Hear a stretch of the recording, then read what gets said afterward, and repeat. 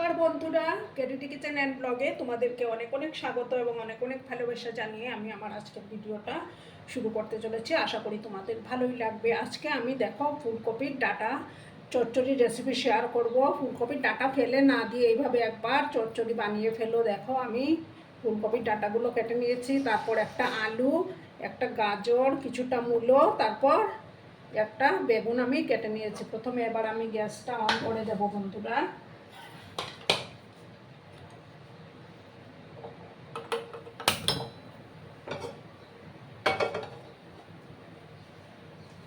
একটা প্যান আমি বসিয়ে দিলাম আর রান্নাটা আমি সর্ষের তেলে করে নেব বন্ধুরা।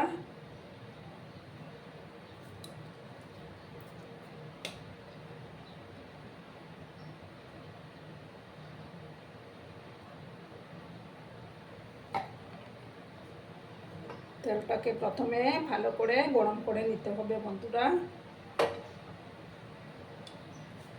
আর ভিডিও দেখার শুরুতেই কিন্তু একটা লাইক করতে তোমরা ভুলো না বন্ধুরা। তোমাদের এই মিষ্টি মিষ্টি কমেন্ট আর একটা লাইকের জন্য আমার ভিডিওটা অনেক দূর এগিয়ে নিয়ে যাবে বন্ধুরা।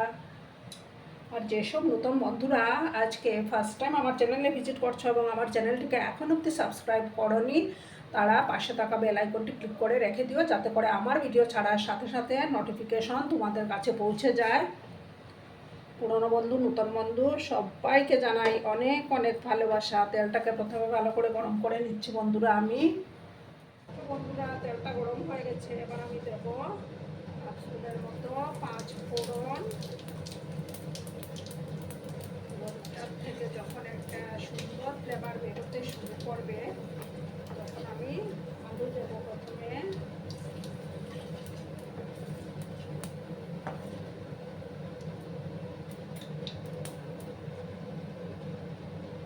দেখো এবার আমি, তোমরা তোমাদের পরিমাণ মতো সবজি কেটে নিতে পারো।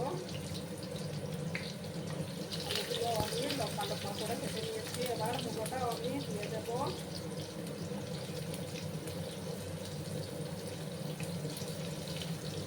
তারপর গাজর দিয়ে দেবো। বেগুনটা আমি একটু করে দিচ্ছি।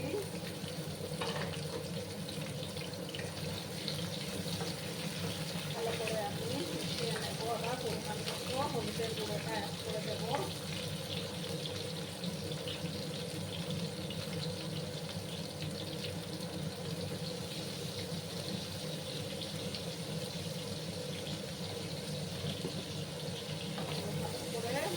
করে দেবো।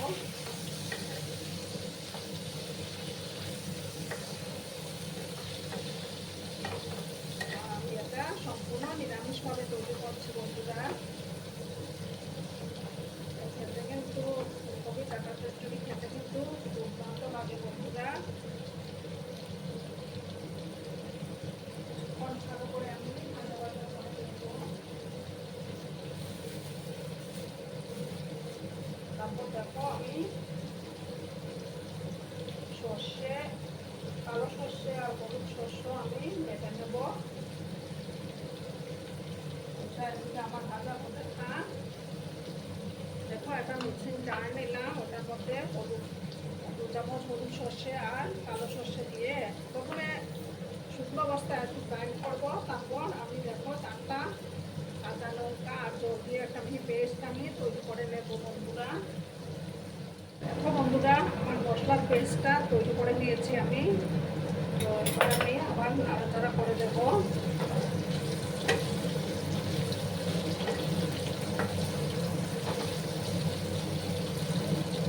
এবার আমি দেখো যে ফুলকপির ডাঁটাগুলো দিয়ে দেবো।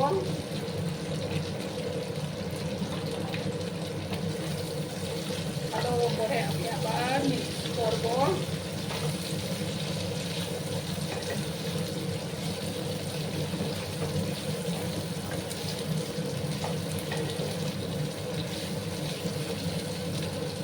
আবার দেখো আমি এগুলো দিয়ে দেবো।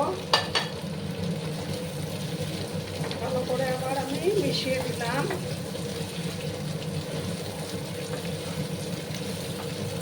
গ্যাসের আঁচটাকে আমি এখন হাই করে রেখেছি বন্ধুরা।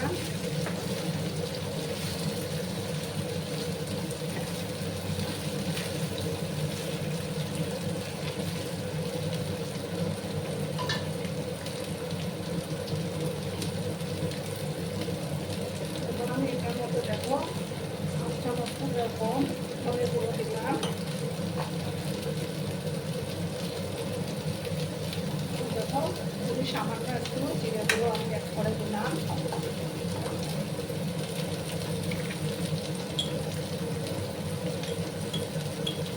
দেখো হাফ চামচের মতো কাশ্মীরি লঙ্কার গুঁড়ো অ্যাড করলাম। এবার আমি পরিমাণ মতো লবণটা অ্যাড করে দেবো।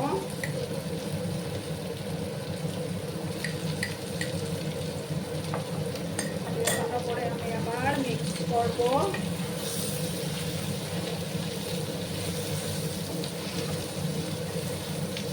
ভালো করে দেখো আমি মিক্স করে দিলাম।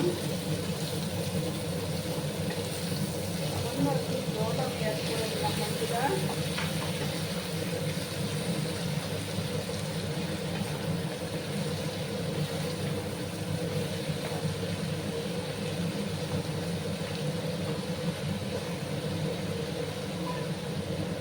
এবার আমি দেখো 2-3 মিনিটের মতো এটাকে একটু ঢাকা চাপা দিয়ে রান্না করব। তোমরা কিন্তু ভিডিওটা সম্পূর্ণ দেখো বন্ধুরা। 2-3 মিনিট আমি এটাকে ঢাকা চাপা দিয়ে রান্নাটা করে নেব। বন্ধুরা এবার আমি ঢাকাটা সরিয়ে দিলাম। দুটো সেরা কাঁচা লঙ্কা আমি দিলাম। হালকা ফুলকা তোমাদের প্রয়োজন মতো দেবে। দেখো এবার আমি সরষে বাটাটা দিয়ে দেবো।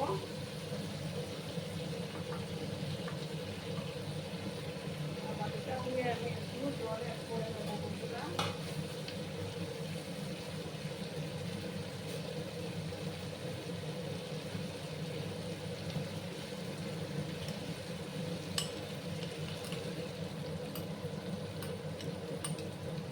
ভালো করে আমি মিক্স করবো।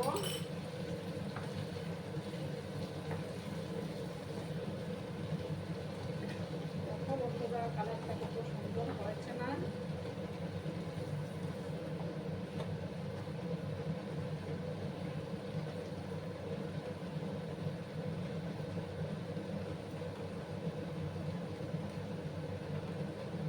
যেহেতু সর্ষে বাটা তার জন্য বেশি বসানোর দরকার নেই। আমি এবার তার মধ্যে গরম জল দেবো যাতে সবজিগুলো ভালো করে সুসিদ্ধ হয়। ভালো করে মিশিয়ে দিলাম।